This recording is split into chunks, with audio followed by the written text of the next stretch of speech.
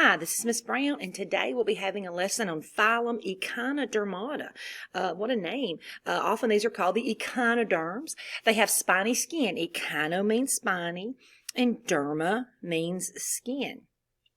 So the examples of these are the starfish, what we call it, the sea urchin, the sand dollar, and the sea cucumber. And these are often called sea stars, but around here we call them starfish. All right, habitat, they're all marine, exclusively marine. They're all in the ocean. All right, characteristics, they are a deuterostome. They're like vertebrates. Their anus develops before their mouth. Just like us, we're vertebrates, we're deuterostomes.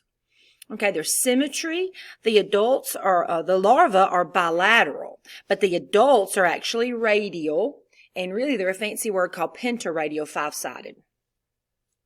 Okay, they have an endoskeleton, but it's not an endoskeleton like you. It's only called an endoskeleton because it has skin around the outside. Yours is deep down inside the muscles and all the tissue. This one is not like that. It's not like yours. Okay, it has a nerve ring around the central part of the body, and the nerve ring attaches to these 5 radial nerves, and each arm has its own nerve. The really neat thing everybody knows about sea stars is they can regenerate.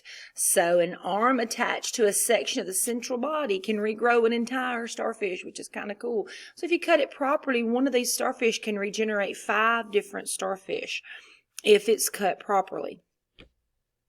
All right, it has a ventral mouth and an aboral anus.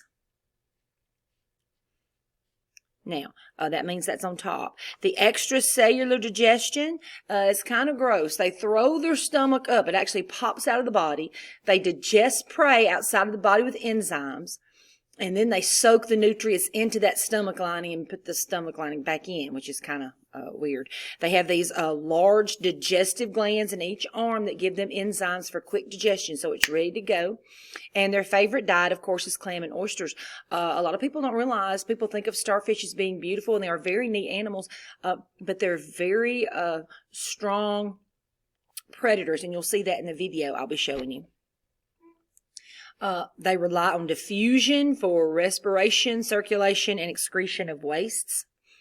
They are separate sexes. They're separate sexes. And they have external fertilization. So somewhere down there in the bottom, I want you to put the regeneration is considered asexual. And it's sexual when they use their sperm and egg. And each arm has a set of the sex organs.